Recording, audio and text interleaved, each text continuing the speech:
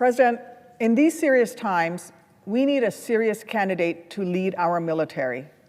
We need someone with merit to lead our meritocracy, someone with moral strength to be in charge of protecting our national strength.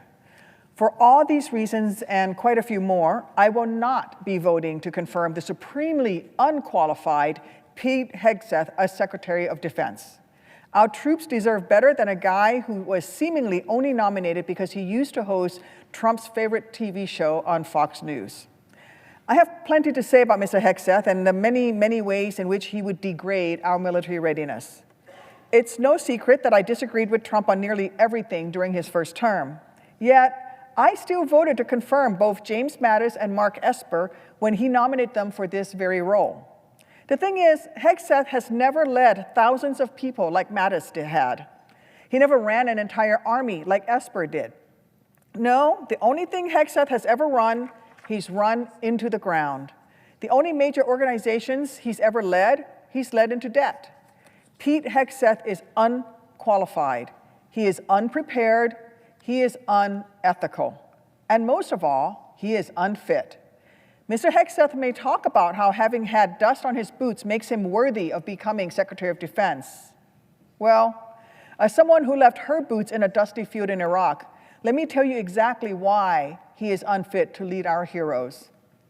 Mr. Hegseth likes to say that our military is a great meritocracy, and I agree with that. So let's go over his supposed merits for this role. The Secretary of Defense oversees the federal government's largest agency. They manage a $900 billion budget, along with the 3 million service members and civilians who fall under its umbrella. During his time in uniform, Pete Hegseth never commanded a unit with more than 200 people. Meanwhile, on the civilian side, both organizations that he led went into debt. In fact, he so badly mismanaged one of them that they had to bring in a forensic accountant to clean up the mess that he had made. That's it. Those are his only supposed qualifications to head up one of the most complex, important organizations in the world. Listen, there are plenty of Republicans whose policies I may disagree with, but who I would vote to confirm because I know that they too have spent their lives working to keep our country strong and could demonstrate why they are qualified for this role.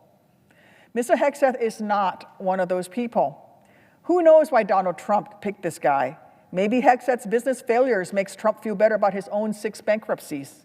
Maybe it's because Hegseth spent years fawning over Trump on Fox News, and Trump's dream cabinet is a bunch of yes men who know how to kiss up to him on TV. Or maybe it's just that all of Cadet Bonespur's draft dodging has left him with no clue about what kind of leader our military needs.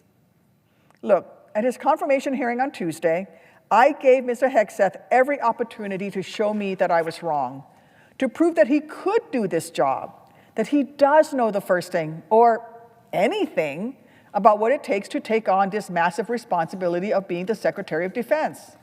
I asked him basic questions that even the most junior folks working in the Pentagon would know, like naming one of the main international agreements he'd be responsible for leading. He couldn't name one. I asked him to tell me just a single country in the Association of Southeast Asian Nations. Again, he couldn't give me one, and one of those is our longest treaty ally of 190 years.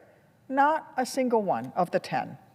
This was shocking, and yet not surprising from a man whose main form of policy education has come from reading the Fox News teleprompter.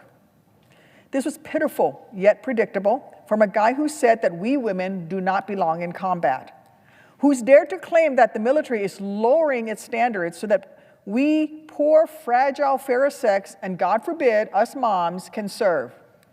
Well, the only standards being lowered today are the ones for Secretary of Defense. Our female service members have earned the jobs that they're in, unlike Mr. Hegseth, who won't even say whether he'd refuse an unlawful order. I have next to me today a framed copy of the Soldier's Creed, a poster that usually hangs over my desk here in the Senate and has done so for the last 8 years.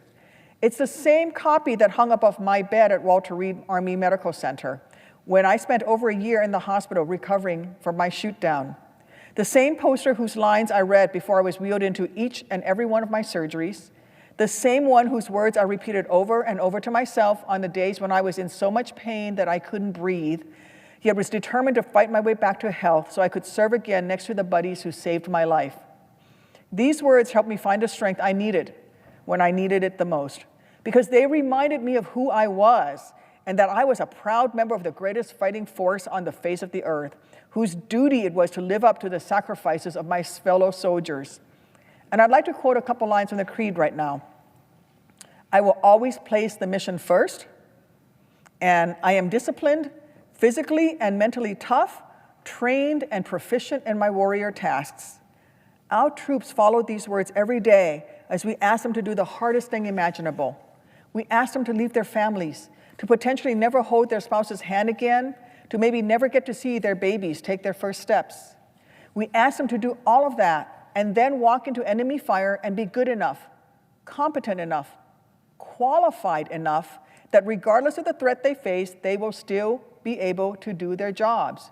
We ask them to be so ready for the mission at hand that they can still fly that helicopter, still man that ship, still fight that fire until their very last breath.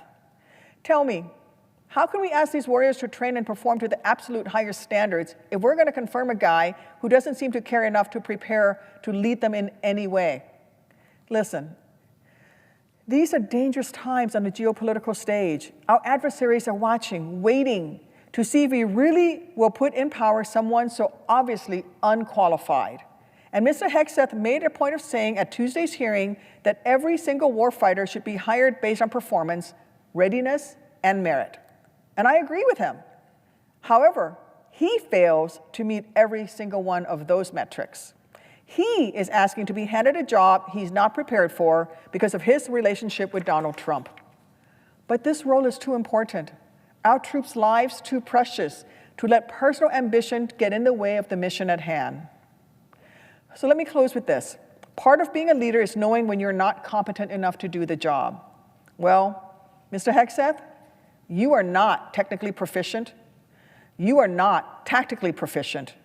And your nomination is an insult to those brave enough to be serving our nation. So you, sir, are a no-go at this station. I am voting no on Pete Hegseth's nomination to be Secretary of Defense. And if my colleagues cared more about keeping our nation strong than genuflecting to Donald Trump, then they should have the courage to vote no as well.